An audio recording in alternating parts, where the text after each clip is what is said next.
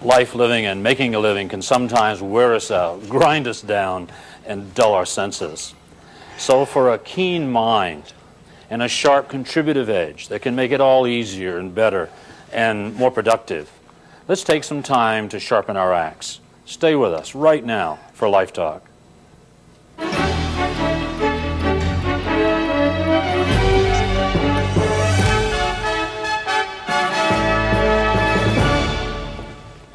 Hello, I'm Gina Fitt, and you've either surfed to or purposely selected Life Talk with Bern Moses. Welcome to another in our series of ongoing verbal essays brought to you in this television format. It's a pleasure to have you with us this week. Bern, we've been having some really interesting conversations the last few weeks about fear, and at the end of the program last week, we talked a little bit about how people can be on purpose in their lives. And next week, I'm going to be bringing my purpose written out on paper and in a format that everybody can take a look at. And I was thinking, that's a really difficult thing to do. Yes. Because sometimes I even wonder, who am I? Mm-hmm. So hey, Gina, I've asked a lot of people, who are you? And they look at you funny, and they say, well, I'm Paul Matthews, and I'm an engineer with MCI, and I'm married with 2 kids. You know, that's usually what you get, a name, a job, and a marital status. And that's after not that, who you are. That's no, what you've done. That's right. Or what your parents named you. Yeah, so who are you? But who are you? And what do you mean? What are you talking about? And they go into survival about it. Right, yeah. right. And so, yeah, it's important. And it's not easy to write a purpose. Because in the writing of one, you will have a definite sense of surrendering a lot of your life. You know, the stuff that goes on. And that's a little frightening at first. You have to clean all that up and get focused on some more narrowly, clearly defined. Right. What's really fascinating about it, though, that once you really define a purpose, that the parameters are established from within it, and they're yours, and they'll be in concert with your conscience. Really interesting how that works out. And then you start identifying those things that you're going to pursue. You know, can't pursue everything. I mean, you have to, it's like chasing that chicken in a corn patch. You got to pick a chicken. You know what I mean? Yeah. And can't chase them all, they'll all get away. Yeah. Now, in life, I mean, it is multifaceted, so there's about 4 chickens that you need to be clear on. One, of course, would be professional. One would be family, you know, social, secular, spiritually, emotional. And if some of those things are already clear, then that makes it easier. Right. Now, my sense of you is that your spiritually emotional structure is pretty firm. You know what you're about in that area, and it's a real guidepost for you, and it's to be complimented. Professional, I think, too, you're probably pretty focused on that. You know what you're doing. I presume that's going well. Social secular, that's another issue. You know, family and, you know, the management of children and whatever. That can be challenging. But if you're on purpose, it gets easier. And also, being on purpose, we still need to understand, I think, that there can be a sequential order to events or activities that are part of our purpose. And again, if we're chasing 4 chickens, it may be that we chase one harder at a certain time of our life than another. When your children are young and at home, you're going to spend a lot more time chasing that family chicken or the children chicken than when they're grown. But family is still just as important to you when they're grown. It's just that your actual time and energy may be elsewhere. It's a major contribution to be made in preparing those kids to be free. Right. And so many parents are not in the process of that. In other words, they're in the process of controlling the kids and directing them and not having them to be any more bother than necessary. You know what I mean? Right. Yeah. And well, they're still learning who they are, and it's difficult to learn how to parent properly. It can get challenging, particularly when you're trying to do it all by yourself.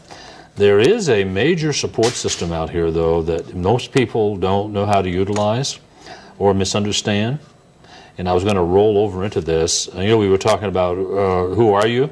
Yes, and I noticed you brought something. Yeah, I've got a thing called Who Am I? And what I'd like to do is to give you a copy of it. And I'll take a copy, and hopefully our viewers can eavesdrop over our shoulder, and maybe can see some of this. But if you read along with me, and now to read is inappropriate, but this is a quote And so I'm going to read it with as much emphasis, and then I'd like to go back and review it and get your input on it, how you perceive it, and explain some of these things. It says, who am I? I'm your greatest helper. I'm pushing you on to success, supporting your every endeavor. Or I'm your worst enemy. Same entity. Isn't that fascinating? Or I'm your worst enemy. I'm holding you back, pulling you down, and doing everything I can to keep you right where you are. Yet I am subject to your authority. Most of the things you have to do can be turned over to me, and I'll take care of them automatically and efficiently. I'm not a machine, or we could say I'm not a computer, yet I work with the power and precision of one. I can be as ignorant and indolent as the lower life forms, and we'll have to examine that one. If you understand and nurture me, and if you're firm and persistent with me, if you'll only direct me consistently, I will leave the world at your feet. That's exciting. But if you remain unaware of me, ignore me, or go easy with me, I'll undermine any hope you might have for achievement and enrichment. That's pretty powerful stuff. Up to this point, it can be identified as habit. You know, a lot of people say, well, that's habit. Now let's go on. I can and probably will keep you alive longer than you might want to be. That's not habit. I don't care about your illnesses, pains, failures, and despair. I'm only interested in existing, in surviving. If you want to thrive, and who doesn't, but if you want to thrive, you're going to have to convince me that whatever it is you want or wish to do to get it is not going to threaten my continued existence.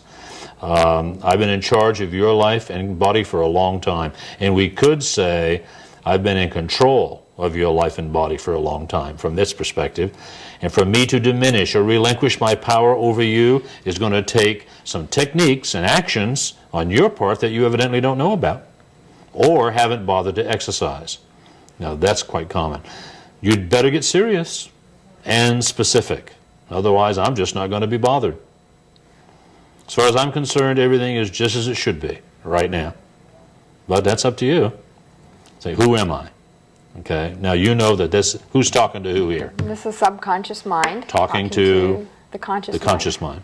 Yeah, the subconscious talking to the conscious. And let's go back and hammer this thing out on some of this, because a lot of these things people may not have in their daily thought process, and therefore, if it's not, you may have a difficulty that you're not even aware of.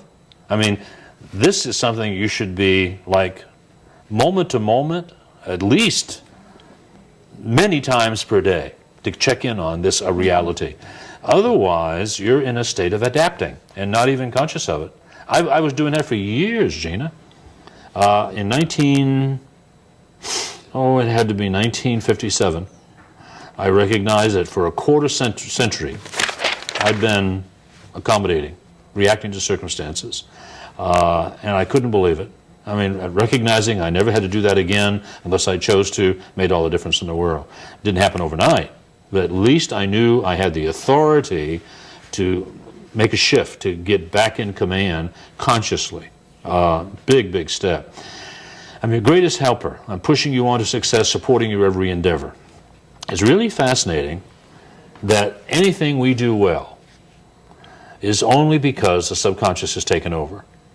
We're not good at anything until it goes, oh, I see what you're up to. Okay, got it.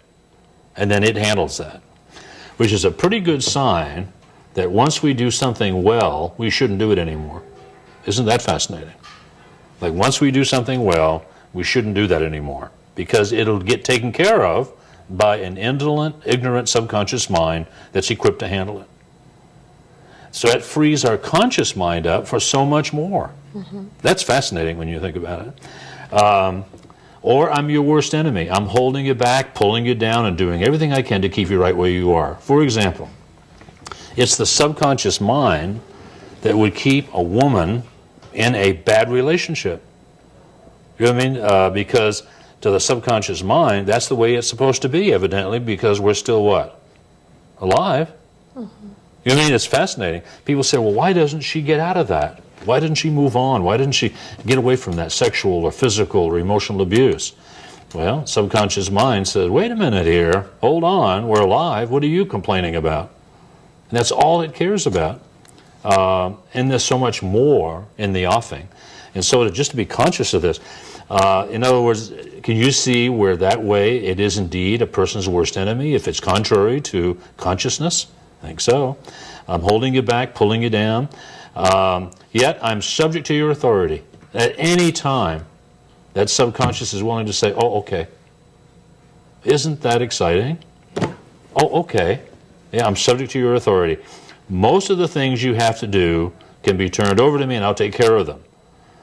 Yet I work with the power, I can be as ignorant and indolent, though, as a lower life form. What does that mean? Subconscious essentially seems to be emanating from the thalamic and hypothalamic region of the brain. The thalamic region, which is about the size of our pinky, okay, is identical when they examine it, the fibrous content, its functionings, its intention, identical to the brain of a cat. Okay, cat's a survival entity. Oh, if it's our cat, why it loves us, but you know what I mean? Yeah, but it's a survival entity. All the things that we've interpreted as love action on the part of the cat is survival. It's marking you, and we've talked about this before. And then below that, the hypothalamic region is reptilian in nature. It's like a rattlesnake coiled up there. Of course that's ignorant and indolent as a lower life form. That should not dictate our next step. That should not dictate how we perceive the world and how we react to it. If you understand me, though, and nurture me, and if you're firm and persistent with me, in other words, your conscious mind has to get an intention, a purpose, and say, this is what our life, you got to include it, otherwise it'll conflict with you. This is what our life is going to be like. This is what we're going to be doing, okay? It'll begin to cooperate. If you understand and nurture me, if you're firm, if you will only direct me consistently. In other words, once again, if you get on purpose, you start being consistent in your direction, things get easier.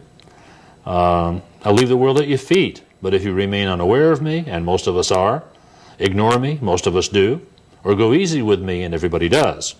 You know what I mean? Just one thing right on top of the other. I'll undermine any hope you might have for achievement and enrichment. Undermine it. You're writing. Tell me. Oh, I'm just writing down some of the things you said because I kind of like this. Because I think that, we've talked before about visualizations. And I think especially when we're trying to make changes in our lives, it's important to visualize what the new life will be like, because that does assuage and calm and soothe the subconscious mind to have a very clearly defined image of, we're no longer going to be in this relationship, we're no longer going to have this behavior that's not appropriate or whatever. Instead, we're going to do this, and to imagine that in our mind several times a day, how wonderful it will be when we act that way or choose that lifestyle or those habits or actions. And you remember the other word for it? Invite your subconscious to come in along with that. Yeah. Do you remember the other word we had for that? Telesthesia? Yeah. Yeah, it's the opposite of nostalgia, but it's for the future. Right. And again, this entity is so ignorant, it doesn't know the difference between real and synthetic. That's why the visualization, it begins to buy into it as that's the way it is, and reduces its resistance to having it that way. It won't complete it. We still have to go out and function and what have you, but it reduces its resistance, feeling, oh, this is the way it's supposed to be. And it's an exciting concept. Right. We also need to understand that we are generally engaging in some kind of telesthesia when we're considering the future, whether negative or positive. Exactly, one way or the our other. Choice. Yeah. If we're like, oh, I don't know if it's going to work out, and we could really lose a lot of money, or Yep. I'll never love again, or whatever the concern is, the more we say that in our minds, the more we worry and fret and or work ourselves up into a frenzy, or the more we say it out loud to friends and neighbors and acquaintances, the more firmly entrenched it becomes in our mind. So it's really important to... And like it says, if you're not diligent, see, it's got to Yeah. be feverish. It's got to be consistent. It's got to be diligent. You've got to, you've got to be adamant about the things that you want. Because otherwise, this pretty powerful entity, it'll just suck it right out of you, saying, this is okay. But it's also extremely important to not just go around saying, "Oh, everything's wonderful, everything's fine," when things are not. Right. We have to take time and energy to lay out a plan of action and follow through, Right. like Make you the mentioned. adjustments, Because correct I it. know other people who also will say, "Oh, everything's wonderful, everything's fine," you know, and they're borrowing money and they're living in their car, and but everything's wonderful. It's That's all called positive thinking, Jim. it's called hot air or something. But you know, that doesn't work either, because then you convince your subconscious mind that everything's fine, and so you continue to behave in the same irresponsible manner. Called adaptation. That's a Right, good one for that right. one, isn't it? That's fascinating. I can and probably will keep you alive longer than you might want to be. See, how many people would like to die in our city this evening? They really are ready to go. I mean, their bodies are racked with pain. You know what I mean? There's no more purpose kind of to be fulfilled in their life. It's over. I mean, there's people out here, when they turn in their beds, their bones break. And they really want to go, but they can't. Because this isn't ready. The hypothalamic region is a survival mechanism. It doesn't feel the pain, and so it'll probably remain longer than you might want to be. That's pretty fascinating. You know what I mean? Now, once survival is not an issue to the subconscious, then it kind of lets go real easily. Most people die in a pretty good frame of mind, but until then, it'll fight. I know people. I've had some extraordinary stories that I've heard about people who try to commit suicide, and their primal, basic mind got right in the way. You know, the gun got angled. There was one fellow in Texas years ago. This guy was an attorney. He was intelligent, and he was serious. He wanted out of here. See if I can get this right now. He took pills to slow down his heart, to stop it. You know what I mean? He slashed his upper arm with a razor blade, and he did it right as he slashed along, you know. And, let's see, what else did he do? I think he shot himself. Yeah, he shot himself.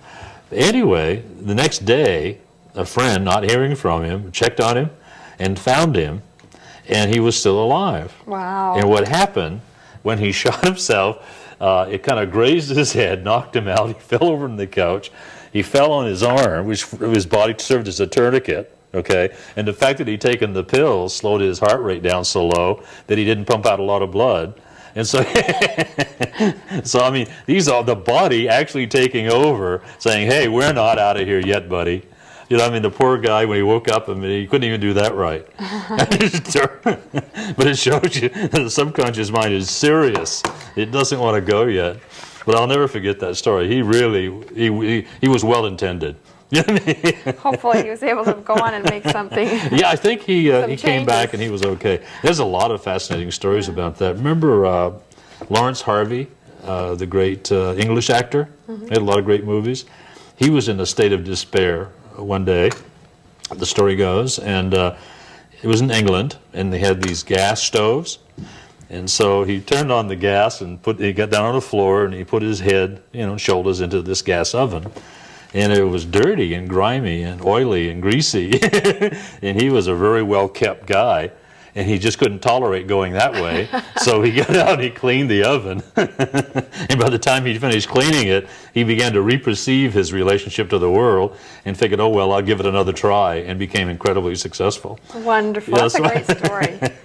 So, again, maybe... Sometimes it just takes some action, making a little bit of a contribution to the world, even if it's just cleaning an oven, Yeah, to help, cleaning an oven. That's make right. an adjustment to how you feel. I don't care about your illnesses, pains, failures, and despair. We've already talked about how when you're in a place where it seems to be that's the way it is for the subconscious, even though it's obviously bad. I'm only interested in existing, in surviving. I know people who celebrate the finding of a new Dempsey dumpster. I mean, there's not much we can do for them because that's how they perceive the world working. I don't do it much lately for some reason, but in the past I've stopped and visited with a lot of homeless people. And it's just amazing the adjustment or the adaptations they've made and how everything is okay. And they think you and I are crazy for all the stresses that they think we're enduring. You know what I mean? In our struggle to thrive. They just don't understand that at all. They're just interested in existing and surviving. Well, but their you know, subconscious is taken over. but we all do that at some level. We all have our own. In little niches, yeah. Right, we all have our own garbage can that's good enough for us. Yeah. And we don't believe that we can do any better Mm-hmm. or that we want to do any better. There's a lot of people in that state. Yeah. They've adapted, they've adjusted, they've accommodated, they're in survival and not even conscious of it. And you can see it the way they behave socially, how they respond, or how they're predisposed. There's a lot of that. Some of them live in $1 million homes too. Oh, absolutely. So Yeah, it has little a lot. segments of their life. Yep. If you want to thrive, you're going to have to convince me that whatever it is you want or wish to do to get it. See, a lot of times we say, hey, I want more, and we start out doing stuff, but we've got to convince that subconscious that we're serious, okay? And that it's not going to threaten its existence, otherwise it'll stop you. It'll shut you down. And if you violate all the things you've been told, for example, talking to strangers stops more people from succeeding than anything. You know what I mean? In other words, or the fear of rejection, they call it, which is ludicrous. It just does not that way. For me to diminish or relinquish my power over you is going to take some techniques and actions on your part. Now, there's where we want to start talking. Okay, for me to diminish or relinquish my power over you is going to take some techniques and actions on your part that you evidently don't know about, haven't bothered to exercise. Now, what are those? What are the techniques and the actions that we've got to take in order to kind of embrace this entity and move on with our life and thrive? What are the techniques and actions? You've already discussed some. Right. Well, there's actually, I think if people are familiar with each of your essays that you give, they'd find tools A lot of tools in there. in each one that would help them, yeah. But very quickly, a purpose. See, if we did a survey out here, we would find there's not one person, I would bet you, I know, one person in 1,000 that's watching the show have a written statement of purpose for their lives. They just don't. And I can't even imagine existing without one. It's just the thought of not having that as sort of a guide. And very briefly, so that you'll be prepared when we come back next week. Now, it'll be next week, won't it? Yeah. With a statement of purpose. Let's kind of program that for a second, if we've got time. How much time do we have left, Gina? Can you see? About 5 minutes. Yeah, we've got plenty of time. A purpose I diagram this way. And perhaps you can tell me what's on this bottom line. It's based on love. Okay? And what do we mean is outside of ourselves. Selflessness, generosity, patience and kindness. You know what I mean? It's got to be based on love. A willingness to prepare. Preparation. The will to win doesn't mean a thing. It's the willingness to prepare. And so a statement of purpose would have some evidence of your love for your community, for your society, for the world, for your family, at some level. And it would have the statement of preparation. And over here, do you remember what this one was? The contribution that you're going to make. Contribution. A statement of purpose is not something you will ever accomplish, not a mission statement. It's a statement of purpose. Who are you? What are you about? What are you on? What's that journey? And it's not easy. It's not easy to write one. Most statements of purpose are too lengthy. They include too many things. They're more mission statements than anything. But a statement of purpose shouldn't be more than a sentence or two. It might even have a semicolon in it. You know what I mean? If you can get it down to one sentence, you're better off. But based on love, preparation, and contribution. Now, it's opposite. See, if you don't have a purpose for your life, chances are, well, you actually will have a posture about life. And that's what I see almost every day of my life. When I go out into the marketplace and visit with people and initiate contact with them and what have you, I find a lot of posturing going on. It's based on fear, anxiety, stress, you know what I mean? Predisposition, already knowing. Okay? There's a lot of neglect, incuriosity, a sort of indifference about things in life, a lot of neglect, and therefore a lot of time spent in survival. Not a happy place. Not a happy place. These two entities rest on what we identify as a time lifeline. So they both take about the same time and energy, same amount of time and energy. What a shame not to be over here. But to be able to find this, okay, and to be able to define it is pretty tricky. Socrates said that if you can't write one, find someone who has one. That sounds pretty good, and adopt it. Stephen Mills, who was on the show here a couple of weeks ago, some years ago, totally adopted mine, and then out of that found his. They kind of evolved out of it. That's one thing. Now, the tools that we're talking about in Who Am I? A lot of the techniques, the telesthesia you mentioned, Imagineering, engineering a future in your imagination, affirmations, in other words, positive statements of the way you want things to be, acknowledging the possibility, the probability, and the positive reality of it. I can, I will, I am. Remember we talked about that. That's terribly important. To write and to inscribe on paper these things are terribly important. You can't think without writing. Because if a person is thinking without writing, he's probably not thinking. Writing indelibilizes ideas and crystallizes them so that the mind is clear to move on to a more clear concept. If you don't write, you can't really think. Terribly important. Now, I know there's a lot of people who spend a great deal of time in their car driving to appointments, and it's time that's often spent listening to the radio or doing things that are maybe not as productive as they could be. And it's hard to write when you're in the car, but you certainly could take along a cassette player and say your thoughts and organize them and take those ideas and go back home with kernels of ideas and then flesh them out. It's a great time in the car to be confirmed, too. In other words, to actually take the affirmations for your life and to put them in second party. Now, you are, you can, you will, and listen to those. They're called confirmations. So you have affirmations, which are first-party commentary about the way you want things to be. Confirmation is second-party and can be listened to on a tape. And then a proclamation is one that's written in third-party. That's another tool that we've talked about in the past, and we can again. But these are the various tools. To be clear about the difference between goals and intentions, and to be able to be in command of our time, and ours has run out. And this is Life Talks, about life and living and making a living, and oftentimes about loving, okay? And our number is 366. And we'd love to hear from you. 8749. And if we do, we'll respond with free tickets, and I'll send you this too. I'll send this out to anybody who wants it. And that's area code 916. Yes, 916. And right now, my name is Bern. Moses. And you're Gina Fitt. I'm glad of it. Thank you, Gina. Thank you, Bern.